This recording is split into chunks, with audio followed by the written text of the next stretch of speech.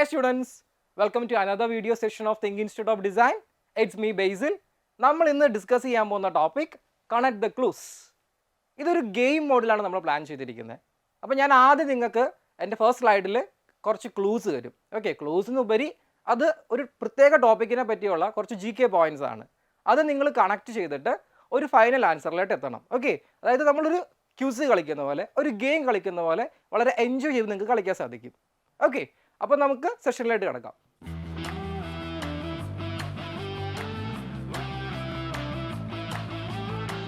അപ്പോൾ ഇതാണ് നമ്മുടെ ഫസ്റ്റ് ടാസ്ക്. ഈ കൊടുത്തിരിക്കുന്ന ക്ലൂസ് വെച്ചിട്ട് നിങ്ങൾ ഈ പേഴ്സണാലിറ്റീനെ ഐഡൻറ്റിഫൈ ചെയ്യണം. ഓക്കെ, നമ്മുടെ ഇന്ത്യയുടെ പഴയ ഒരു ഫോമർ പ്രസിഡന്റിനെ കുറിച്ചാണ് ഈ clues. Is known as the people's president. Okay, ഇപ്പോൾ തന്നെ കുറേ പേർക്ക് ഇത് കിട്ടിയിട്ടുണ്ടാവും. ഓക്കെ, നമ്മുടെ ഫസ്റ്റ് സ്ലൈഡ് ചിലപ്പോൾ ഇതിനകത്തുള്ള ക്ലൂസിൻ്റെ ഒരൊറ്റ ക്ലൂ മതി നിങ്ങൾക്ക് ഇത് മൊത്തം കിട്ടാൻ വേണ്ടി, എനിക്കറിയാം. സോ നിങ്ങൾ കമൻറ്റ് ചെയ്യുക കേട്ടോ. അപ്പോൾ he was also the 11th president of India. അപ്പോൾ ഇദ്ദേഹം ഒരു പീപ്പിൾസ് പ്രസിഡന്റ് അറിയപ്പെടുന്നു, 11th പ്രസിഡന്റ് ആണ്. He played a leading role in the development of India's missile and nuclear programs. Okay, so ഇത് അതുകൊണ്ട് തന്നെ അദ്ദേഹം അറിയപ്പെടുന്നത് മിസൈൽ മാൻ ഓഫ് ഇന്ത്യ എന്നാണ്.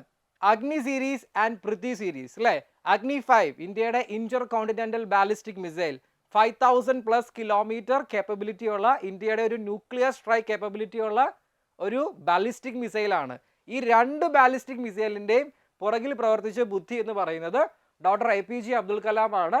അഗ്നി 5 സീരീസിൻ്റെ ഏറ്റവും വലിയ പ്രത്യേകത നമ്മൾ മലയാളികൾക്ക് അഭിമാനിക്കാം, doctor Tessy Thomas.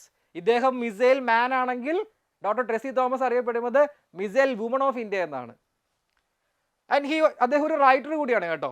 He was A prolific writer known for the book like Wings of Fire and Ignited Minds. And he was the recipient of the Bharat Ratna. Bharat Ratna നമ്മൾ കഴിഞ്ഞൊരു ക്ലാസ്സിൽ ഡിസ്കസ് ചെയ്തിരുന്നു, ഇന്ത്യയുടെ ഹയസ്റ്റ് സിവിലിയൻ ഓണർ ആണ്. ഇത്രയും clues ധാരാളമാണ്. Okay, ഇതിനകത്ത് ഏതെങ്കിലും ഒരു ക്ലൂസ് മതി നമുക്ക് ആൻസറിലോട്ട് എത്താൻ വേണ്ടി. ഇതിൻ്റെ ആൻസർ വേറെ ഒന്നുമല്ല, അവർ beloved president doctor APJ Abdul Kalam അല്ലേ. ഇദ്ദേഹത്തിൻ്റെ മരണം പോലും അതും വളരെ ഫേമസ് ആയിരുന്നു അല്ലേ. IIM ഷില്ലോങ്ങിൽ ഒരു പ്രസംഗം നടത്തിക്കൊണ്ടിരിക്കുന്നതിൻ്റെ ഇടയിൽ വെച്ചിട്ടാണ് അദ്ദേഹം നിർഭാഗ്യവശാൽ മരിച്ചു പോയത് അല്ലേ. കാര്യം അവസാന നിമിഷം വരെ കർമ്മനിരതനായ ഇന്ത്യയുടെ ഒരു വളരെ ഗ്രേറ്റ് ആയിട്ടുള്ള ഒരു സയൻറ്റിസ്റ്റ് കം പ്രസിഡന്റ് ആയിരുന്നു ഡോക്ടർ APJ അബ്ദുൽ കലാം. അപ്പോൾ കുറേ പേരെങ്കിലും ഗസ് ചെയ്യുമെന്ന് ഞാൻ വിചാരിക്കുന്നു. നമുക്കിനി അടുത്ത ക്വസ്റ്റ്യനിലോട്ട് പോവാം. ഓക്കെ, ഇത് ഒരു കൺട്രീനെ ഗസ് ചെയ്യാൻ വേണ്ടിയുള്ളതാണ്. വളരെ ഫേമസ് ആയിട്ടുള്ള കൺട്രിയാണ്. നിങ്ങൾക്ക് പെട്ടെന്ന് തന്നെ കിട്ടുമെന്ന് എനിക്കറിയാം. ബട്ട് ഇതിനകത്തുള്ള ഓരോ ക്ലൂസും നിങ്ങൾക്കുള്ള ഓരോ എക്സ്ട്രാ GK പോയിന്റ് ആയിട്ട് നിങ്ങൾ കൺസിഡർ ചെയ്യുക. This is an island nation. Okay, അവിടെ തന്നെ നമുക്ക് കുറേ ഷോർട്ട് ലിസ്റ്റ് ചെയ്യാൻ. ഐലൻഡ് നേഷൻ വളരെ കുറച്ചേ ഉള്ളൂ. Located on a major seismic belt, so earthquakes are common. അതായത് ഈ രാജ്യത്ത് പ്രകൃതി ദുരന്തങ്ങൾ നമ്മുടെ നാട്ടിൽ മഴ വരുന്നത് പോലെയാണ്. ഓക്കെ, ഭൂകമ്പം വന്നാലും സുനാമി വന്നാലും നമുക്ക് മഴ വരുന്നു എന്ന് പറഞ്ഞ ഫീലിലാണ് ഇവരിതിനെ നേരിടുക. ഇപ്പോൾ തന്നെ നിങ്ങൾക്ക് മനസ്സിലായിട്ടുണ്ടാവും. A snow capped volcanic mountain call mount Fuji. ഈ മൗണ്ട് ഫുജി എന്ന് പറയുന്നത് അവരുടെ ഒരു നാഷണൽ സിമ്പിൾ പോലെയാണ്. അതായത് എപ്പോഴൊക്കെ ഈ രാജ്യത്തെ കാണിക്കുന്നോ അതൊരു ഐക്കൺ പോലെയാണ് ആ രാജ്യത്തിന്. Seasonal celebration of cherry blossom, അവരുടെ ഭാഷയിൽ അതിനെ സക്കൂറ എന്ന് വിളിക്കും. ഓക്കെ, ചെറി ബ്ലോസം ഈ ഒരു രാജ്യത്തിൻ്റെ സിമ്പിളായിട്ട് ഓക്കെ കാണിക്കുന്നതാണ്. പുതിയ ഒരു എന്താ പറയുക, പുതിയ തുടക്കം, അങ്ങനെയൊക്കെയുള്ള ഒരു ഇതാണ് ലൈഫിൻ്റെ പുതിയ ഒരു ബിഗിനിങ്, അങ്ങനെയൊക്കെയാണ് ഇതിൻ്റെ ഒരു മീനിങ്. ഓക്കെ, ഈ രാജ്യത്തിൻ്റെ വളരെ പ്രധാനപ്പെട്ട ഒരു സിമ്പിൾ കൂടിയാണ് cherry blossoms. And traditional clothing includes the kimono. Okay, ഇവരുടെ ഒരു ഐക്കോണിക് ആയിട്ടുള്ള ആ ഒരു ട്രഡീഷണൽ അറ്റയർ ആണ് ഈ കിമോണോ എന്ന് പറയുന്നത്. Home to global company giants like Toyota, Sony and Nintendo. Okay, നമ്മുടെ ഒരുപാട് ടെക് ലോകത്ത് ഒരുപാട് സംഭാവനകൾ കൊടുത്ത കുറേയധികം കമ്പനികൾ ഈ രാജ്യത്തുനിന്നുണ്ട്. Popularly known as the land of the rising sun or ഉദയസൂര്യൻ്റെ നാട് എന്നാണ് ഈ രാജ്യം പൊതുവെ അറിയപ്പെടുന്നത്. ഇപ്പോൾ തന്നെ നിങ്ങൾക്ക് പെട്ടെന്ന് കിട്ടിയിട്ടുണ്ടാവും. It is none other than our Japan. നിങ്ങൾക്ക് കാണാൻ സാധിക്കും Mount Fuji, cherry blossom and the Japanese architecture. Okay, അടുത്തതായിട്ട് നമ്മൾ ഡിസ്കസ് ചെയ്യുന്നത് ഒരു കമ്പനീനെ കുറിച്ചാണ്. അതിൻ്റെ ക്ലൂസ് ഇവിടെയുണ്ട്. It founded as an online book store. Okay, ഒരു ഓൺലൈൻ ബുക്കുകൾ വിൽക്കുന്ന കമ്പനിയായിട്ടാണ് തുടങ്ങിയത്. ഒരു ഗ്യാരേജിൽ ഒരു ചെറിയ സെറ്റപ്പിൽ സ്റ്റാർട്ട് ചെയ്ത കമ്പനിയാണ്. അത് ഇന്ന് ലോകത്തിലെ one of the biggest corporations ആണ്. It develops the Kindle reader and Alexa. ഇപ്പോൾ തന്നെ നിങ്ങൾക്ക് എന്തായാലും കിട്ടിയിട്ടുണ്ടാവും. The company is a leader in cloud computing through its web service division. Its founder is one of the world's wealthiest individual, Jeff Bezos. ഇദ്ദേഹത്തിൻ്റെ സമ്പത്തിനെ കുറിച്ച് ഇങ്ങനെ പറയും. ഇദ്ദേഹത്തിന് റീസെൻ്റ് ആയിട്ട് ഡൈവോഴ്സ് നടന്നിരുന്നു. അദ്ദേഹത്തിൻ്റെ ഡൈവോഴ്സ് നടന്നിട്ട് പോലും അദ്ദേഹം ലോകത്തിലെ ഒരു സിഗ്നിഫിക്കൻ്റ് എമൗണ്ട് അദ്ദേഹത്തിൻ്റെ വൈഫിന് കൊടുക്കേണ്ടി വന്നു. എന്നിരുന്നാൽ പോലും ഇദ്ദേഹത്തിൻ്റെ സമ്പത്ത് അദ്ദേഹത്തെ മൂന്നാമത്തെ വലിയ കോടീശ്വരനാക്കി മാറ്റി. സോ അത്രത്തോളം റിച്ച് ആണ് ജെഫ് ബെസോസ്. ഇദ്ദേഹത്തിൻ്റെ മറ്റൊരു കമ്പനിയാണ് ബ്ലൂ ഒറിജിൻ. നമ്മുടെ സ്പേസ് എക്സ് പോലെ സ്പേസ് എക്സ്പ്ലോറേഷനിൽ പ്രവർത്തിക്കുന്ന മറ്റൊരു കമ്പനിയാണ്, അതും ഇദ്ദേഹത്തിന് സ്വന്തമാണ്. The company's logo features an arrow pointing from A to Z, ഒരു സ്മൈലി A to Z അല്ലേ. ഈ കമ്പനിയുടെ പേരിൽ ഒരു റെയിൻ ഫോറസ്റ്റ് ഉണ്ട്, ഒരു നദിയുണ്ട്. ഓക്കെ, ഇത്രയും ക്ലൂസ് മതി ഈ കമ്പനി തിരിച്ചറിയാൻ അല്ലേ. ആമസോൺ അല്ലേ, Amazon rain forest, Amazon river, അതിനെ ഇൻസ്പയർ ചെയ്ത് തന്നെയാണ് ഇദ്ദേഹം ഈ പേരിട്ടത്. ഓക്കെ, നമുക്ക് അടുത്ത സ്ലൈഡിലേക്ക് പോവാം. ഇത് ഇന്ത്യയിലെ ഒരു പൊളിറ്റിക്കൽ ലീഡറിനെ കുറിച്ചുള്ള ഡിസ്ക്രിപ്ഷൻസ് ആണ്. ഓക്കെ, ഇദ്ദേഹം കുട്ടിയായിരുന്നപ്പോൾ വാനർ സേന എന്ന് പറയുന്ന ഒരു ചെറിയ സംഘടന രൂപീകരിച്ചിട്ട് നമ്മുടെ ഇൻഡിപെൻഡൻസ് മൂവ്മെൻറ്റിൻ്റെ ഭാഗമായി തീർന്നു. ഓക്കെ, ഇതൊരു ഇന്ത്യയിലെ പ്രധാനപ്പെട്ട ഒരു പൊളിറ്റിക്കൽ ലീഡറിൻ്റെ മകളാണ്. ഇപ്പോൾ തന്നെ മനസ്സിലായിട്ടുണ്ടാവും അല്ലേ, the iron lady of India. നിങ്ങൾക്ക് കിട്ടിയിട്ടുണ്ടെന്ന് എനിക്കറിയാം. നമുക്ക് കുറച്ചുകൂടെ പോയിന്റ്സ് നോക്കാം. She was the first woman to be awarded Bharat Ratna. ഇന്ത്യയിൽ ആദ്യമായിട്ട് ഭാരതരത്ന കിട്ടിയ വനിതയാണ് ഈ നമ്മുടെ പ്രധാനമന്ത്രി. ആ സമയത്ത് അദ്ദേഹത്തിന് ആ സമയത്ത് ഇന്ത്യയുടെ പ്രധാനമന്ത്രിയായിട്ട് അവർ പ്രവർത്തിച്ചുകൊണ്ടിരിക്കുന്നു. ആ സമയത്ത് തന്നെയാണ് ഇവർക്ക് ഭാരതരത്ന കിട്ടിയത്. 1971 എന്ന് പറഞ്ഞ വർഷം ഇന്ത്യയുടെ ചരിത്രത്തിൽ വളരെ പ്രാധാന്യമുള്ളതാണ് അല്ലേ. ദ ബംഗ്ലാദേശ് ലിബറേഷൻ വാർ. ആ വാർ ഇന്ത്യ ഇത്രയും ഡിസൈസീവായിട്ട് ജയിച്ച വേറൊരു യുദ്ധമില്ല. 93,000 പാകിസ്ഥാൻ പട്ടാളക്കാർ ഇന്ത്യയുടെ മുന്നിൽ ആയുധം വെച്ച് കീഴടങ്ങി. ഞങ്ങൾ തോറ്റു എന്ന് പാകിസ്ഥാൻ എഴുതി ഒപ്പിട്ട് തന്നു. വേറെ ഒരു വാറിലും അത്രയും വലിയൊരു കീഴടങ്ങൽ സംഭവിച്ചിട്ടില്ല. സെക്കൻഡ് വേൾഡ് വാറിന് ശേഷം ലോകം കണ്ട ഏറ്റവും വലിയ സൈനിക കീഴടങ്ങളായിരുന്നു അത്. അപ്പോൾ ആ ഒരു യുദ്ധത്തിൽ ഇന്ത്യനെ നയിച്ചത് ഈ ഒരു സ്ത്രീയാണ്. നമുക്കറിയാം, സാം മനേക്ഷ എന്ന് പറയുന്ന വലിയൊരു general, field marshal Sam Manekshaw, അദ്ദേഹമാണ് ആ യുദ്ധം നയിച്ചത്. പക്ഷേ അദ്ദേഹത്തിന് വേണ്ട എല്ലാ സപ്പോർട്ടും കൊടുത്ത് പുറകെ നിന്നത് ഈ ഒരു പൊളിറ്റിക്കൽ ഫിഗറാണ്. She oversaw the successful smiling Buddha. നമുക്കറിയാം, ഇന്ത്യ ഇന്ന് ഒരു ന്യൂക്ലിയർ പവറാണ്. ഇന്ത്യയുടെ ആദ്യത്തെ ന്യൂക്ലിയർ ടെസ്റ്റ് നടക്കുന്നത് 1974 പൊക്രാനിലാണ്. ആ ഓപ്പറേഷൻ്റെ പേര് സ്മൈലിംഗ് ബുദ്ധ എന്നാണ്. ബട്ട് അന്ന് അതൊരു ഒരു വെപ്പണായിട്ട് നമുക്ക് ഡെവലപ്പ് ചെയ്തിട്ടുണ്ടായിരുന്നില്ല. എന്നിരുന്നാലും ദ ഫസ്റ്റ് ന്യൂക്ലിയർ ടെസ്റ്റ് അത് കണ്ടക്ട് ചെയ്തതും ഇദ്ദേഹത്തിൻ്റെ നേതൃത്വത്തിലാണ്. She was famously called iron lady. ഞാൻ പറഞ്ഞിരുന്നു, ഇത് കുറച്ച് കോൺട്രോവേഴ്ഷ്യൽ ഫിഗർ കൂടിയാണ്. കാര്യം 1975 എമർജൻസി, അടിയന്തരാവസ്ഥ, അത് പ്രഖ്യാപിച്ചതും ഈ ഒരു പൊളിറ്റിക്കൽ ഫിഗറാണ്. 1984 Operation Blue Star, okay, Sikh തീവ്രവാദികളെ, ഖലിസ്ഥാൻ തീവ്രവാദികളെ തുരത്താൻ വേണ്ടി, അത് തന്നെയാണ് അദ്ദേഹത്തിൻ്റെ മരണത്തിന് കാരണമായതും. ഓക്കെ, ഇത്രയും ഗ്ലൂസ് ഒന്നും വേണ്ട ഇദ്ദേഹത്തെ ഗസ് ചെയ്യാൻ. ബട്ട് ഇതൊരു അഡീഷണൽ GK പോയിന്റ്സ് ആയിട്ട് നിങ്ങൾക്ക് പറഞ്ഞു തരാൻ വേണ്ടിയാണ് ഞാൻ ഇത്രയും പറഞ്ഞത്. ഇത് വേറെ ആരുമല്ല, നമ്മുടെ former prime minister Indira Gandhi, the iron lady of India. നമ്മുടെ അടുത്ത ക്വസ്റ്റ്യൻ എന്ന് പറയുന്നത് നമ്മുടെ ലോക ചരിത്രത്തിൽ തന്നെ ഒരു പ്രധാനപ്പെട്ട വസ്തു, ഒരു ആഭരണം, ഒരു ഡയമണ്ടിനെ കുറിച്ചാണ്. Okay, this 105 carat diamond was once the largest in the world. Okay, 105 കൂടുതൽ സൈസ് ഉണ്ടായിരുന്നു അതിന്. ഇത് പിന്നീട് ഇതിനെ കട്ട് ചെയ്തിട്ടാണ് ഇപ്പോൾ 105 എന്നുള്ള ആ ഒരു സൈസിൽ എത്തിയത്. Its name translate to mountain of light. Okay, അതായത് പ്രകാശത്തിൻ്റെ ഒരു മല എന്നാണ് ഇതിൻ്റെ ഒരു അർത്ഥമെന്ന് പറയുന്നത്. സോ അത്രത്തോളം തിളക്കമുണ്ടായിരുന്ന പ്യുവറസ്റ്റ് ആയിട്ടുള്ള ഒരു ഡയമണ്ട് ആയിരുന്നു ഇത്. ഗോൽക്കൊണ്ട എന്ന് പറയുമ്പോൾ നാട്ടുരാജ്യത്തെ കൊല്ലൂർ എന്ന് പറയുന്ന ഒരു മൈനിൽ നിന്നാണ് ഇത് മൈൻ ചെയ്തെടുത്തത്. It has moved through the hands of the Mughals, Persians, Afghans and Sikhs. അല്ലേ, നമ്മുടെ ഷാജഹാൻ, മുഗൾ എംപറർ, അദ്ദേഹത്തിൻ്റെ മയൂര സിംഹാസനം വളരെ ഫേമസ് ആയിരുന്നു അല്ലേ. ആ മയൂര സിംഹാസനത്തിൽ ഈ ഒരു ഡയമണ്ടും ഉണ്ടായിരുന്നു. ഈ ഡയമണ്ടിൻ്റെ ഏറ്റവും വലിയ പ്രത്യേകത, ലോകത്ത് ഇതിൻ്റെ ചരിത്രത്തിൽ ആരും ഇതിന് പൈസ കൊടുത്ത് വാങ്ങിച്ചിട്ടില്ല. ഒരു എംപയർ നശിക്കുമ്പോൾ അടുത്ത ആൾക്കാർ അത് സ്വന്തമാക്കുകയാണ് ചെയ്യുന്നത്. അതായത് ആക്രമിച്ച് കീഴടക്കുന്നു, കൃത്യമായിട്ട് പറഞ്ഞാൽ കൊള്ളയടിച്ചിട്ടാണ് ഇത് ഓരോരോ എംപയർ മറിഞ്ഞ് പോയത്. ഇന്ന് ഇത് എത്തി നിൽക്കുന്നത് ബ്രിട്ടനിലാണ്. ഓക്കെ, അറിയാം ഇന്ത്യയുടെ പല കാര്യങ്ങളും ബ്രിട്ടീഷുകാർ അടിച്ചെടുത്ത പോലെ ഈ ഒരു ഡയമണ്ടും ബ്രിട്ടീഷുകാർ കൊണ്ടുപോയി. It was surrendered to Queen Victoria after the British conquest of Punjab. Okay, ഈ ഒരു എന്താ പറയുക, ഈ ഒരു ഡയമണ്ടിനെ ചുറ്റിപ്പറ്റി കുറേ ഒരു കേഴ്സ്, ഒരു ശാപവും കൂടിയുണ്ട്. ആരൊക്കെ ഏതൊക്കെ സാമ്രാജ്യം ഈ ഡയമണ്ട് സ്വന്തമാക്കുന്നോ ആ സാമ്രാജ്യങ്ങളൊക്കെ നശിച്ചിട്ടുണ്ട്. അതായത് കൃത്യമായിട്ട് പറഞ്ഞാൽ ഏതൊക്കെ എത്ര പുരുഷന്മാരുള്ള ഭരണാധികാരികൾ സ്വന്തമാക്കുന്നോ പെട്ടെന്ന് തന്നെ അവരുടെ സാമ്രാജ്യങ്ങൾ തകരുന്നു. ഓക്കെ, പക്ഷേ സ്ത്രീകൾക്ക് ഇത് അത്ര പ്രശ്നമില്ല. അതുകൊണ്ടാണ് ക്യൂൻ വിക്ടോറിയ ധരിച്ചത്. കാര്യം ക്യൂൻ വിക്ടോറിയ അതൊരു കേഴ്സ് അല്ല, അതൊരു ബ്ലെസ് ആണെന്ന് വേണമെങ്കിൽ പറയാം. കാര്യം ക്യൂൻ വിക്ടോറിയ ടൈമിലാണ് ബ്രിട്ടീഷ് എംപയർ അതിൻ്റെ ഏറ്റവും ഹൈറ്റിൽ, അല്ലേ, അതിൻ്റെ ഏറ്റവും ഉന്നതിയിൽ എത്തിയെന്ന് നമുക്ക് വേണമെങ്കിൽ പറയാം. അതിനുശേഷം ഓഫ് കോഴ്സ് ബ്രിട്ടീഷ് എംപയർ നശിച്ചിട്ടില്ല, അല്ലേ. 24% അല്ലേ, ലോകത്തിൻ്റെ കരയുടെ 24% ഭരിച്ചിരുന്ന സൂര്യൻ അസ്തമിക്കാത്ത സാമ്രാജ്യം, ലോക ചരിത്രത്തിലെ ഏറ്റവും വലിയ സാമ്രാജ്യം അത് ബ്രിട്ടീഷ് എംപയർ ആയിരുന്നു. ഓക്കെ, ആ അവസ്ഥയിൽ നിന്ന് ബ്രിട്ടൻ ഇന്ന് കേവലം ഒരു ഐലൻഡ് നേഷനായിട്ട് ചുരുക്കി.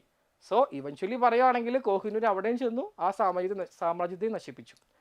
ഓക്കെ, ഞാൻ അതിൻ്റെ ഇടയ്ക്ക് നിങ്ങൾക്ക് അതിൻ്റെ ക്ലൂ അറിയാണ്ട് തന്നെ പറഞ്ഞു പോയില്ലേ. ഇത് വേറെ ഒന്നുമല്ല, കോഹിനൂർ തന്നെയാണ്. കാര്യം ഞാനും കുറച്ച് എക്സൈറ്റഡ് ആയിരുന്നു, ഞാൻ ആ ഫ്ലോയിൽ പറഞ്ഞു പോയി. എനിക്കറിയാം നിങ്ങൾക്ക് എന്തായാലും ഗസ് ചെയ്തിട്ടുണ്ടാവും. It's none other than Kohinoor. Okay, നിങ്ങൾക്ക് ഇതിൻ്റെ കൂടെ എന്താണ്, നിങ്ങൾക്കൊരു ഇതിൻ്റെ ഏതൊക്കെ സാമ്രാജ്യത്തിൽ അല്ലെങ്കിൽ ഏതൊക്കെ രാജ്യത്തേക്കൂടെ കോഹിനൂർ സഞ്ചരിച്ചു എന്നുള്ളതിൻ്റെ ഒരു ചെറിയ ഡിസ്ക്രിപ്ഷൻ ഇവിടെ കൊടുത്തിട്ടുണ്ട്. ഇത്രയധികം സാമ്രാജ്യങ്ങളിലൂടെ കൈമറിഞ്ഞ ലോകത്തിലെ ഏറ്റവും ഫേമസ് ആയിട്ടുള്ള ഒരു വസ്തു അല്ലെങ്കിൽ ഏറ്റവും ഫേമസ് ആയിട്ടുള്ള ഒരു ആഭരണം, അതാണ് കോഹിനൂർ. അതും നമ്മുടെ ഇന്ത്യക്കാർക്ക് സ്വന്തമായിരുന്നു, ബട്ട് ബ്രിട്ടീഷുകാരുടെ കയ്യിലാണ് ഇപ്പോൾ അതിരിക്കുന്നത്. ഓക്കെ, ഏകദേശം 150ഓളം ക്യാരറ്റ് വെയിറ്റ് ഉണ്ടായിരുന്നു, അത്രത്തോളം ഉണ്ടായിരുന്നത് ഇന്ന് അവർ കട്ട് ചെയ്ത് 105 ആക്കിയിട്ടുണ്ട്. ഓക്കെ, ഇത് വീണ്ടും ഒരു രാജ്യത്ത് ഗസ് ചെയ്യാനുള്ള ചോദ്യമാണ്. ഓക്കെ, വളരെ ഈസിയാണ്. Okay, one of the world's oldest river based civilization. നമുക്കറിയാം പണ്ട് കാലത്ത് സിവിലൈസേഷൻസ് എല്ലാം നദിയുടെ തീരത്താണ്, അല്ലേ. നമ്മുടെ ഇന്ത്യയിലുള്ള സംസ്കാരം, അല്ലേ, സിന്ധു നദി, അല്ലേ. അതുപോലെ ചൈനീസ് ഹൊയാങ്ഹോ, അല്ലേ. അതുപോലെ മെസപ്പൊട്ടോമിയൻ സംസ്കാരം എവിടെയാണ്, യൂഫ്രട്ടീസ് ടൈഗ്രീസ്. അതുപോലെ തന്നെ നൈൽ എന്ന് പറയുമ്പോൾ നദിയുടെ തീരത്ത് വളർന്നു വന്ന സംസ്കാരം ഇപ്പോൾ തന്നെ എല്ലാവർക്കും കിട്ടിയിട്ടുണ്ടാവും. Massive stone structures called pyramids. ഈ രാജ്യത്തിൻ്റെ ഏറ്റവും വലിയ പ്രത്യേകത, പുരാതന കാലത്തെ ഒരു ലോകാത്ഭുതം, അല്ലേ, ഇന്നും നിലനിൽക്കുന്ന പിരമിഡ്സ് ഈ രാജ്യത്തിൻ്റെ പ്രത്യേകതയാണ്. ദ ഗ്രേറ്റ് സ്ഫിങ്സ്, അല്ലേ, പിരമിഡ് ഓഫ് ഗിസയുടെ സ്ഫിങ്സ് എന്ന് പറയും, അല്ലേ. എന്താണ്, സിംഹത്തിൻ്റെ ഉടലും മനുഷ്യൻ്റെ തലയുള്ള ഒരു രൂപം. An important man made waterway, the Suez canal. Okay, നമ്മൾ പഴയ കാര്യങ്ങളൊക്കെ മാറ്റി വയ്ക്കുക. ഇന്ന് ലോകത്തിൻ്റെ ചരക്ക് നീക്കത്തിലെ ഏറ്റവും ഒരു സിംഹഭാഗം കടന്നു പോകുന്ന ഒരു റൂട്ടാണ് സൂയസ് കനാൽ എന്ന് പറയുന്നത്. ആ സൂയസ് കനാൽ പ്രതിസന്ധി എന്ന് പറഞ്ഞാൽ 1952 ഒരു വലിയ ഒരു കനാലിന് വേണ്ടി, കനാൽ എന്ന് പറഞ്ഞാൽ നമ്മുടെ കനാലല്ല, ഓക്കെ, ഷിപ്സ് കടന്നു പോകുന്ന ഒരു കനാലാണ്. ഓക്കെ, ആ കനാലിന് വേണ്ടി ഒരു യുദ്ധം തന്നെ നടന്നിരുന്നു. സോ ആ സൂയസ് കനാലിനെ ഇന്ന് കൺട്രോൾ ചെയ്യുന്നത് ഈ രാജ്യമാണ്. ആൻഷ്യൻ റൈറ്റിംഗ്, ഈ സിവിലൈസേഷൻ്റെ ആൻഷ്യൻ റൈറ്റിങ്ങിനെ വിളിക്കുന്ന പേര് ഹൈറോഗ്ലിഫിക്സ് എന്നാണ്. ഈ രാജ്യം അറിയപ്പെടുന്നത് ദ ഗിഫ്റ്റ് ഓഫ് നൈൽ എന്നാണ്. Okay, the gift of Nile വളരെ ഈസിയാണ്. ഇത് വേറെ ഒരു രാജ്യവുമല്ല, നിങ്ങൾക്ക് എല്ലാവരും ഗസ് ചെയ്യപ്പെട്ടുണ്ടാവും. ഈജിപ്റ്റ്. നമുക്ക് പിരമിഡ് കാണാം, പിരമിഡ് ഓഫ് ഗിസ കാണാം, സ്ഫിങ്സ് നിങ്ങൾക്ക് ഈ പിക്ചറിൽ കാണാൻ സാധിക്കും. ഓക്കെ, നമുക്കിനി അടുത്ത ചോദ്യത്തിലോട്ട് പോയാലോ. ഇത് വീണ്ടും, അല്ലേ, എന്താണ് നമ്മുടെ മോഡേൺ അല്ലെങ്കിൽ പുതിയ കാലത്തെ ഒരു വണ്ടേഴ്സിനെ കുറിച്ചുള്ള ഒരു ചോദ്യമാണ്. ഓക്കെ, ഒരു ലോകാത്ഭുതമാണ്. This is an ancient Incan citadel. Incan എന്ന് പറയുന്ന സിവിലൈസേഷൻ, ഓക്കെ, നമ്മുടെ സൗത്ത് അമേരിക്കയിൽ ഉണ്ടായിരുന്ന ഒരു സിവിലൈസേഷനാണ് ഇൻകൻ, അല്ലേ, മായൻസ്, ഇൻകൻസ് എന്നൊക്കെ പറയുന്ന.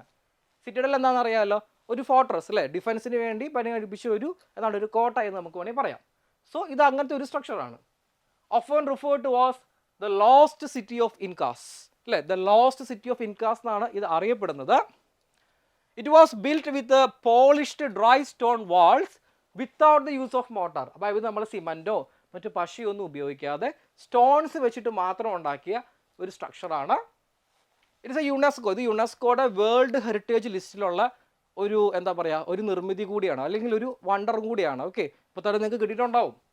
It remind unknown to the outside world for a long time. 1911 actually വേറൊരു സിറ്റി ഡിസ്കവർ ചെയ്യാൻ വേണ്ടിയുള്ള ശ്രമത്തിൻ്റെ ഇടയ്ക്കാണ് ഈ സിറ്റി കണ്ടുപിടിക്കുന്നത്. വളരെ അൺഎക്സ്പെക്റ്റഡ് ആയിട്ട് കണ്ടുപിടിച്ച ഒരു സിറ്റിയാണിത്. സിറ്റി എന്ന് പറയാൻ പറ്റില്ല, ഒരു അത്ഭുതമാണിത്. ഓക്കെ, നമ്മുടെ പുതിയ മോഡേൺ വണ്ടേഴ്സിൽ ഉൾപ്പെട്ട ഈ ഒരു ലോകാത്ഭുതം ഏതാണെന്നാണ് ചോദ്യം. ഓക്കെ, ചിലർക്കെങ്കിലും ഗസ് ചെയ്യാൻ പറ്റിയിട്ടുണ്ടാവും, പക്ഷെ ഇതിൻ്റെ പേര് കുറച്ച് ബുദ്ധിമുട്ടാണ് പ്രൊണൗൺസ് ചെയ്യാൻ. നമുക്ക് നോക്കാം. ഓക്കെ, മാച്ചു പിച്ചു എന്നാണ് ഇതിൻ്റെ പ്രൊണൗൺസിയേഷൻ. മാച്ചു പിച്ചു. ഇതൊരു സിറ്റഡലാണ്, നിങ്ങൾക്ക് ഇവിടെ കാണാൻ സാധിക്കും. പെറുവിലാണ് ഇത് സ്ഥിതി ചെയ്യുന്നത്. ഓക്കെ, പെറുവിൽ നമ്മുടെ ഹാരപ്പൻ സിവിലൈസേഷനുള്ള സിറ്റഡൽ പോലെ ഒരു കോട്ട തന്നെയാണ്. ഒരു കോട്ടയുടെ അവശിഷ്ടങ്ങളാണ് നമുക്കിവിടെ കാണാൻ സാധിക്കുന്നത് അല്ലേ. മാച്ചു പിച്ചു, ചിച്ചൻ ഇറ്റ്സ എന്നൊക്കെ പറയുന്നത് മായൻ ഇൻകൻ സിവിലൈസേഷനിലെ ലോകത്തിലെ പുതിയ സെറ്റ് ഓഫ് ലോകാത്ഭുതത്തിൽ വരുന്നതാണ്. ഓക്കെ, നമുക്കിനി അടുത്ത ചോദ്യത്തിലോട്ട് പോവാം. ഇത് ലോകം മാറ്റിമറിച്ച ഒരു കണ്ടുപിടുത്തത്തെക്കുറിച്ചാണ്. ഓക്കെ, നമ്മൾ ഇന്നത്തെ ലോകം, നോളജ് അല്ലെങ്കിൽ ഈ ഒരു ലോകത്തെ മാറ്റിമറിച്ചത് വിവരവിനിമയ സാങ്കേതിക വിദ്യ. നമ്മളിപ്പോൾ എന്താണ് ഫോണ് അല്ലെങ്കിൽ ഇൻ്റർനെറ്റൊക്കെ ഉപയോഗിച്ചു അല്ലേ. അപ്പോൾ ഇതിൻ്റെയൊക്കെ ഒരു തുടക്കം എന്ന് പറയുന്നത് ഈ ഒരു സാങ്കേതിക വിദ്യയിൽ നിന്നാണ്. ഇതിന് ഒരുപാട് ചരിത്രമുണ്ട്. ഓക്കെ, ഇത് ഇതിൻ്റെ ഫസ്റ്റ് വേർഷൻ കണ്ടുപിടിച്ചത് ജൊഹന്നാസ് ഗുട്ടൻബർഗ്. ഇപ്പോൾ തന്നെ കിട്ടിയിട്ടുണ്ടാവും. ഗുട്ടൻബർഗ് ആണ് ഈ ഒരു ഇൻവെൻഷൻ്റെ പിറകിൽ. ഈ ഇൻവെൻഷൻ എന്ന് പറഞ്ഞാൽ ഇതിൻ്റെ പൊളിറ്റിക്കൽ ചേഞ്ച് എന്ന് പറഞ്ഞാൽ വളരെ വലുതായിരുന്നു. ഒരു സമയത്ത് യൂറോപ്പിനെ മൊത്തത്തിൽ നിയന്ത്രിച്ചിരുന്നത് കത്തോലിക്ക സഭയായിരുന്നു. അറിയാമല്ലോ, കത്തോലിക്ക സഭ. ഈ കത്തോലിക്ക സഭ നമുക്കറിയാം, ഏതൊരു രാജ്യമോ വ്യക്തിയോ പ്രസ്ഥാനമോ അവരുടെ കയ്യിൽ കൂടുതൽ സമ്പത്ത് അല്ലെങ്കിൽ പവർ വരുന്തോറും അവർ ദുരുപയോഗം ചെയ്യാൻ തുടങ്ങും. സോ കത്തോലിക്ക സഭ അതുപോലെ തന്നെ ചെയ്തു. അവർക്ക് കാശിന് കുറച്ച് ആവശ്യം വന്നപ്പോൾ പാപപരിഹാര പത്രം എന്ന് പറയുന്നത് പോലെ ഒരു പത്രം ഉണ്ടാക്കി അവരങ്ങ് വിറ്റു അല്ലേ. അതായത് എത്ര പൈസ തരുന്നോ നിങ്ങളുടെ പാപങ്ങളൊക്കെ ക്ഷമിച്ചിരിക്കുന്നു.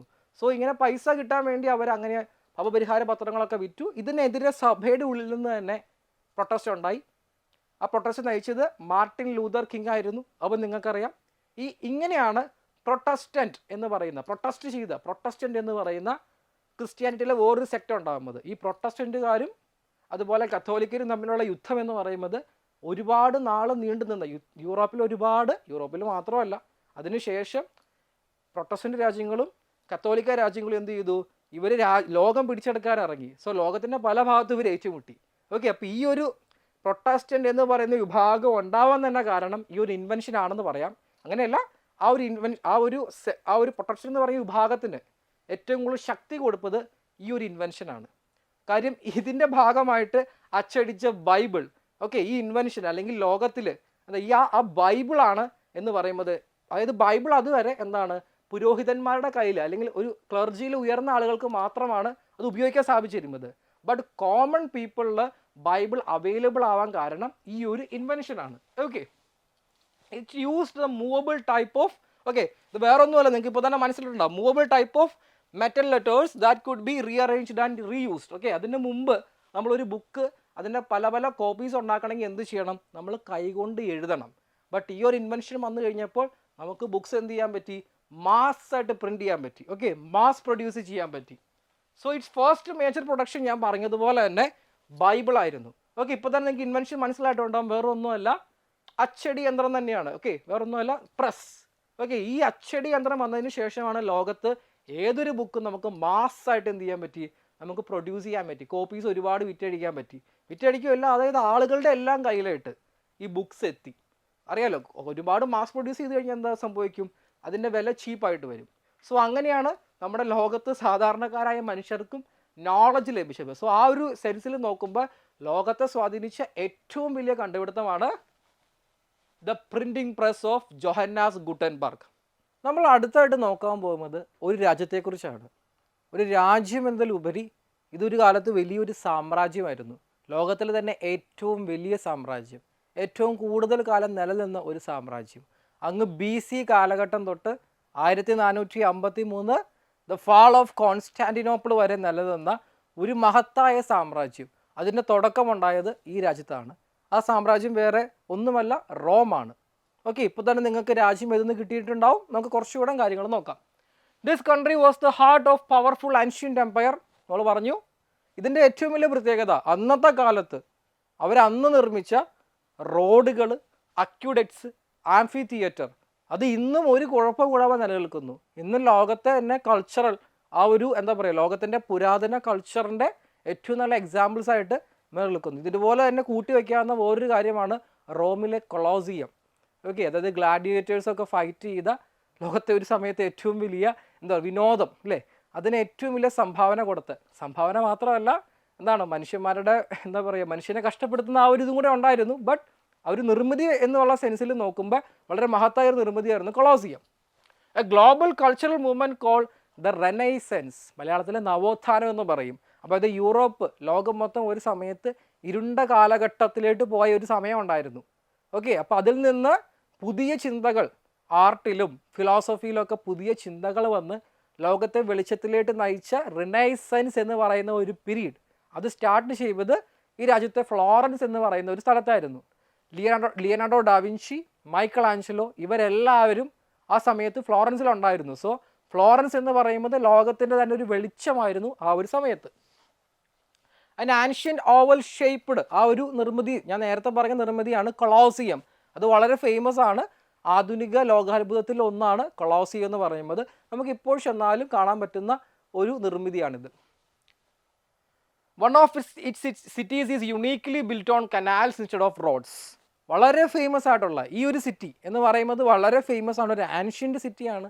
ഈ സിറ്റി എന്ന് പറയുന്നത് ആ സ്ഥലത്ത് ആൾക്കാർക്ക് റോട്ടിലൂടെയല്ല ജനങ്ങൾ സഞ്ചരിക്കുക, അവരുടെ ഗുഡ്സ് നീക്കുക കനാൽസിലൂടെയാണ്. അതായത് കനാൽസിന് ഏറ്റവും ഫേമസ് ആയിട്ടുള്ള ഒരു സിറ്റി. പണ്ടത്തെ കാലത്തെ ഏറ്റവും വലിയ ഒരു ട്രേഡ് പോർട്ടും കൂടിയായിരുന്നു. ഇത് വേറെ ഒന്നുമല്ല, വെനീസ്, നമ്മുടെ മാർക്കോ പോളോയുടെയൊക്കെ സ്വന്തം വെനീസ്, അതും ഈ രാജ്യത്താണ്. This country is strongly associated with pizzas അല്ലേ. പിസ എന്ന് പറയുന്ന ഒരു ലോകത്തിലെ ഫേമസ് ആയുള്ളൊരു ഭക്ഷണ വിഭവം, പാസ്താസ്, ഇതൊക്കെ ലോകത്തിന് സംഭാവന ചെയ്ത ഈ ഒരു കൺട്രിയുടെ എൻറ്റയർ ക്യുസൈൻ ഈ അടുത്ത് എന്ത് ചെയ്തു, ഇൻടാഞ്ചിബിൾ കൾച്ചറൽ ലിസ്റ്റിലായിട്ട് അവർ ആഡ് ചെയ്തിരുന്നു. Okay, A sovereign city state exist within this country. അതായത് ഈ രാജ്യത്തിൻ്റെ അകത്ത് വേറൊരു പരമാധികാര രാജ്യവും കൂടിയുണ്ട്. ഓക്കെ, അതായത് ലോക കത്തോലിക്ക മതത്തിൻ്റെ ആസ്ഥാനമായിട്ടുള്ള വത്തിക്കാൻ എന്ന് പറയുന്ന രാജ്യം ഈ രാജ്യത്തിൻ്റെ അകത്താണ് സ്ഥിതി ചെയ്യുന്നത്. ഈ വത്തിക്കാൻ ലോകത്തിലെ ഏറ്റവും ചെറിയ രാജ്യവും കൂടിയാണ്. ഇത്രയും തന്നെ ധാരാളമാണ്. ഇതിൽ ഏതെങ്കിലും ഒരു ക്ലൂ മാത്രം മതി നിങ്ങൾക്ക് ഇത് ഗസ് ചെയ്യാമെന്ന് എനിക്കറിയാം. സോ നിങ്ങൾ കമൻറ്റ് ചെയ്യുമെന്ന് ഞാൻ വിചാരിക്കുന്നു. ഇത് വേറെ ഒന്നുമല്ല, ഇറ്റലി. ഓക്കെ, നിങ്ങൾക്ക് ഇപ്പോൾ നിങ്ങളുടെ കാണുന്നത് വെനീസാണ്, വെനീസിലെ കനാൽസ് ആണ്. ഈ കാണുന്ന ഇവരുടെ വെള്ളങ്ങൾ വളരെ ഫേമസ് ആണല്ലേ. നിങ്ങൾ വെനീസിൽ എപ്പോഴെങ്കിലും പോവുകയാണെങ്കിൽ ഇതിനെ ഗൊണ്ടോള എന്നാണ് പറയുക. ഗൊണ്ടോള റൈഡ് എന്ന് പറയുന്നത് വെനീസിൻ്റെ ഏറ്റവും വലിയൊരു ടൂറിസ്റ്റ് അട്രാക്ഷൻ കൂടിയാണ്. ഓക്കെ, നമുക്കിനി അടുത്ത സെഷനിലായിട്ട് പോവാം. ഈ ഒരു സംസ്ഥാനത്തെ ഒരു പ്രധാനപ്പെട്ട സൈറ്റിന് ഇന്ത്യയുടെ ന്യൂക്ലിയർ പവർ, അല്ലെങ്കിൽ ഇന്ത്യ എന്നൊരു വലിയ ന്യൂക്ലിയർ ശക്തിയാണല്ലേ. അപ്പോൾ ആ ഒരു പ്ലേസിന്, ഈ ഒരു സംസ്ഥാനത്തെ ആ പ്ലേസിന് ഇന്ത്യനെ ന്യൂക്ലിയർ പവർ ആക്കുന്നതിൽ വലിയൊരു പങ്കുണ്ട്. കാര്യം ഈ സ്റ്റേറ്റിലെ ഈ ഒരു സ്ഥലത്ത് വെച്ചിട്ടാണ് ഇന്ത്യ ഓൾമോസ്റ്റ് എല്ലാ ഒരു ന്യൂക്ലിയർ ടെസ്റ്റും കണ്ടക്ട് ചെയ്തിരിക്കുന്നത്. ആ സൈറ്റിൻ്റെ പേര് പൊഖ്രാൻ എന്നാണ്. ഓക്കെ, പൊഖ്രാൻ എന്നാണ്. ഓക്കെ, 1974 നമ്മുടെ ഇന്ദിരാഗാന്ധിയുടെ നേതൃത്വത്തിൽ, അല്ലെങ്കിൽ ഇന്ദിരാഗാന്ധിയുടെ ആ ഒരു പൊളിറ്റിക്കൽ ലീഡർഷിപ്പിൻ്റെ ഭാഗമായിട്ട് ഇന്ത്യ എന്ത് ചെയ്തു, സ്മൈലിംഗ് ബുദ്ധ എന്ന പേരിൽ ഒരു ടെസ്റ്റ് കണ്ടക്ട് ചെയ്തു. അത് പൊഖ്രാനിലായിരുന്നു. 1998 നമ്മുടെ ബിലൗഡ് ആയിട്ടുള്ള നമ്മുടെ പഴയ president, the missile man of India, അദ്ദേഹത്തിൻ്റെ നേതൃത്വത്തിൽ ഓപ്പറേഷൻ ശക്തി എന്ന പേരിൽ നമ്മൾ വേറൊരു ന്യൂക്ലിയർ ടെസ്റ്റ് കണ്ടക്ട് ചെയ്തിരുന്നു. ആ ടെസ്റ്റ് വഴിയാണ് ഇന്ത്യ ഒരു ന്യൂക്ലിയർ പവറായിട്ട് മാറുന്നത്. നമ്മൾ ആറ്റം ബോംബും പൊട്ടിച്ചു, കൂടെ ഹൈഡ്രജൻ ബോംബും ടെസ്റ്റ് ചെയ്തത് ഈ റേഞ്ചിലായിരുന്നു. സോ ഈ സംസ്ഥാനത്തെ പൊഖ്രാൻ എന്ന് പറയുന്ന ഈ ഒരു പ്ലേസിന് ഇന്ത്യയെ ന്യൂക്ലിയർ പവർ ആക്കുന്നതിൽ വളരെ വലിയൊരു സ്ഥാനമുണ്ട്. ഓക്കെ, അപ്പോൾ ഈ ഒരു സംസ്ഥാനം വേറെ ഒന്നുമല്ല, നിങ്ങൾക്ക് ഇപ്പോൾ തന്നെ കിട്ടിയിട്ടുണ്ടാവും,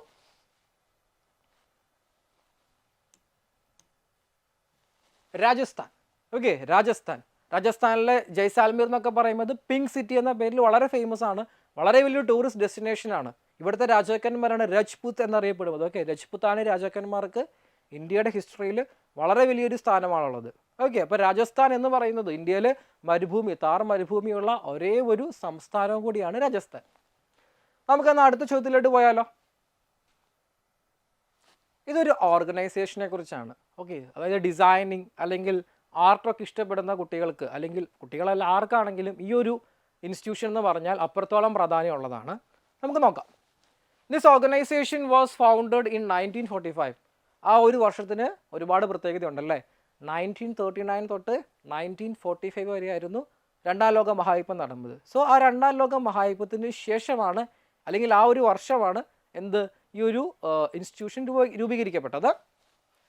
the aftermath of World War to build peace in the minds of men and women. അതായത് ഈ യുദ്ധത്തിൻ്റെ ആ ഒരു യുദ്ധവേറി അല്ലെങ്കിൽ ആ ഒരു നഷ്ടബോധം അത് മാറ്റിയിട്ട് മനുഷ്യൻ്റെ ഉള്ളിൽ എന്താണ് കൾച്ചർ അല്ലെങ്കിൽ ആർട്ട്, അതിനോടുള്ള ഇത് വളർത്തുക എന്നുള്ള ലക്ഷ്യത്തോടു കൂടിയാണ് ഈ ഒരു പ്രസ്ഥാനം അല്ലെങ്കിൽ ഈ ഇൻസ്റ്റിറ്റ്യൂഷൻ സ്ഥാപിക്കപ്പെട്ടത്. ഇറ്റ്സ് ഹെഡ് ക്വാർട്ടേഴ്സ്, അതിൻ്റെ ഹെഡ് ക്വാർട്ടേഴ്സിന് ഒരു പ്രത്യേകതയുണ്ട്. ഒരു വൈ ഷേപ്പിലാണ് ഇതിൻ്റെ ഹെഡ് ക്വാർട്ടേഴ്സ് ഇരിക്കുന്നത്. Its headquarters has a distinct Y shape building. അത് വളരെ ഒരു ഐഡൻറ്റിഫൈങ് ഫീച്ചറാണ് ഈ ഒരു ഓർഗനൈസേഷൻ്റെ. It led the massive international effort in the 1960s to move the Abu Simbel temple in Egypt. Okay, ഈജിപ്തിലൊരു പഴയ ഒരു ടെമ്പിൾ ആയിരുന്നു. അപ്പോൾ അവിടെ ഒരു ഫ്ലഡിങ്, നൈലിലൊരു ഫ്ലഡിങ് ഇഷ്യൂ വന്നപ്പോൾ ഈ ഒരു ഓർഗനൈസേഷൻ്റെ നേതൃത്വത്തിൽ ആ എൻറ്റയർ ടെമ്പിൾ അവിടെ നിന്ന് മാറ്റി സ്ഥാപിച്ചു. ഓക്കെ, അതായത് അത്രത്തോളം നമ്മുടെ കൾച്ചറിനും ഹെറിറ്റേജിനും പ്രാധാന്യം കൊടുക്കുന്ന ഒരു ഇൻസ്റ്റിറ്റ്യൂഷനാണ് നമ്മൾ ഈ ഡിസ്കസ് ചെയ്യുന്ന institution. It publishes the Red Book of endangered languages. അതായത് ഭൂമിയിൽ എന്താണ് നശിച്ചുകൊണ്ടിരിക്കുന്ന ലാംഗ്വേജസ്, നമുക്കറിയാം പഴയ ഗ്രീക്ക്, ലാറ്റിൻ, കെൽറ്റിക് എന്നൊക്കെ പറയുന്ന പഴയ സംസ്കാരങ്ങളുണ്ട് അല്ലേ. ഇപ്പം നമ്മുടെ ഇന്ത്യൻ സംസ്കാരമായിട്ടുള്ള സിന്ധു നദിയുടെ സംസ്കാരം ഓർ ഹരപ്പൻ സിവിലൈസേഷൻ, ഒരുപാട് ഡീറ്റെയിൽസ് നമുക്ക് അറിയത്തില്ല. കാര്യം എന്താണ്, ഈ ഹരപ്പൻ സിവിലൈസേഷൻ്റെ ലിപി വായിക്കാൻ നമുക്ക് ഇതുവരെ സാധിച്ചിട്ടില്ല. അത് നമുക്ക് വായിക്കാൻ സാധിച്ചാൽ പുരാതന കാലത്തെ ഒരുപാട് അറിവുകൾ അല്ലെങ്കിൽ ഒരുപാട് ഇൻഫർമേഷൻസ് നമുക്ക് കിട്ടും. സോ അത്രത്തോളം മഹത്തായതാണ് പുരാതന ലാംഗ്വേജസ്. സോ ആ ലാംഗ്വേജസിനെ എന്താണ് സംരക്ഷിക്കുക എന്നുള്ള ഒരു ഉദ്ദേശത്തോടു കൂടി the Red Book of endangered languages അത് പ്രിസർവ് ചെയ്യുന്നതും ഈ ഇൻസ്റ്റിറ്റ്യൂഷനാണ്. ഈ റെഡ് ബുക്ക് എപ്പോഴും നിങ്ങളൊന്ന് ഓർത്ത് വയ്ക്കുക. റെഡ് ഡേറ്റ ബുക്ക് ഉണ്ട്. റെഡ് ഡേറ്റ ബുക്ക് എന്ന് പറഞ്ഞാൽ WWF പ്രസിദ്ധീകരിക്കുന്നതാണ്. എന്താണ്, എൻഡേഞ്ചേർഡ് ആയിട്ടുള്ള അനിമൽസിനെ പ്രൊട്ടക്റ്റ് ചെയ്യാൻ വേണ്ടിയാണ്.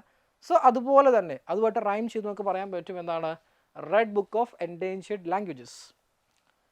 പിന്നെ നമുക്കറിയാം intangible cultural heritage list publish ചെയ്യുന്നത് ഈ ഒരു ഇൻസ്റ്റിറ്റ്യൂഷനാണ്. ഇൻടാഞ്ചിബിൾ മാത്രമല്ല, ടാഞ്ചിബിൾ ആയിട്ടുള്ള അല്ലേ, നമുക്ക് ഫിസിക്കലായിട്ട് കാണാൻ പറ്റുന്ന ഹെറിറ്റേജ് സൈറ്റ് അതിനെയും പ്രൊട്ടക്റ്റ് ചെയ്യുന്നത് അല്ലെങ്കിൽ അതിൻ്റെ ലിസ്റ്റ് പബ്ലിഷ് ചെയ്യുന്നത് ഇവരാണ്. ഇപ്പോൾ തന്നെ നിങ്ങൾക്ക് എന്തായാലും ഇൻസ്റ്റിറ്റ്യൂഷനെ കിട്ടിയിട്ടുണ്ടാവും. It's none other than UNESCO. Okay, ഈ യുനെസ്കോയുടെ ഈ ഒരു ലോഗോ നിങ്ങൾ നോക്കുക, നമുക്ക് കാണാം ഒരു ഗ്രീക്ക് പാന്തിയോണിൻ്റെ അകത്താണ് ഈ യുനെസ്കോയുടെ പേര് എഴുതിയിരിക്കുന്നത്. സോ അത് തന്നെ സൂചിപ്പിക്കുന്നത് എന്താണ്, അവരുടെ ഒരു ഹെറിറ്റേജ്, ആ ഒരു കൾച്ചറൽ അവർ എത്രത്തോളം വാല്യൂ കൊടുക്കുന്നു എന്നുള്ളത് തന്നെയാണ്. നമുക്ക് ഈ യുനെസ്കോയുടെ ഫുൾ ഫോം ഒന്ന് നോക്കിയാലോ. It's United Nations Educational Scientific and Cultural Organization. So UNESCO എന്ന പേര് ഒരു ഷോർട്ട് ഫോമാണ്. So Educational Scientific Cultural Organization, ഇതാണ് യുനെസ്കോ അല്ലെങ്കിൽ അവരുടെ ആ ഒരു പ്രവർത്തന മേഖല എന്ന് പറയുന്നത് ഇവരുടെ പേരിൽ നിന്ന് തന്നെ നമുക്ക് മനസ്സിലാക്കാൻ പറ്റും. നമ്മുടെ അടുത്ത ചോദ്യം ഒരു സ്പോർട്സ് പേഴ്സണെ കുറിച്ചാണ്. ഇന്ത്യയിൽ തന്നെ ഏറ്റവും സെലിബ്രേറ്റഡ് ആയിട്ടുള്ള ഒരു വിമൺ സ്പോർട്സ് താരമാണ് നമ്മുടെ അടുത്ത ചോദ്യം എന്ന് പറയുന്നത്. She's a legendary boxer from Manipur അല്ലേ, നമ്മുടെ 7 സിസ്റ്റേഴ്സിൽ പെട്ട മണിപ്പൂരിൽ നിന്നുള്ള ഒരു ലെജൻഡറി ബോക്സറാണ്. 6 time world amateur boxing champion, 6 തവണ വേൾഡിലെ അമച്വർ ബോക്സിങ്ങിലെ ചാമ്പ്യനായിരുന്നു ഈ വനിത. She is often referred to as Magnificent Mary. ഇതിൽ തന്നെ നിങ്ങൾക്ക് ഇതിൻ്റെ ആൻസർ കിട്ടിയിട്ടുണ്ടാവും. ഇതിന് ചെറിയൊരു വാലുണ്ട്, ആ വാലാണ് നമ്മൾ കണ്ടുപിടിക്കേണ്ടത്. ഓക്കെ, മാഗ്നിഫിസൻറ്റ് മേരി എന്നാണ് പുള്ളിക്കാരി അറിയപ്പെടുന്നത്. She won a bronze medal at 2012 Olympics. അതായത് ഒളിമ്പിക്സിൽ തന്നെ ക്വാളിഫൈ ചെയ്യുന്ന ആ ഒരു സെഷനിൽ ക്വാളിഫൈ ചെയ്യുന്ന ആദ്യത്തെ വനിത കൂടിയാണ്, ഇന്ത്യൻ വനിത കൂടിയാണ് ഇദ്ദേഹം. She is A mother of 4 അല്ലേ, 4 കുട്ടികളുടെ അമ്മയാണ്.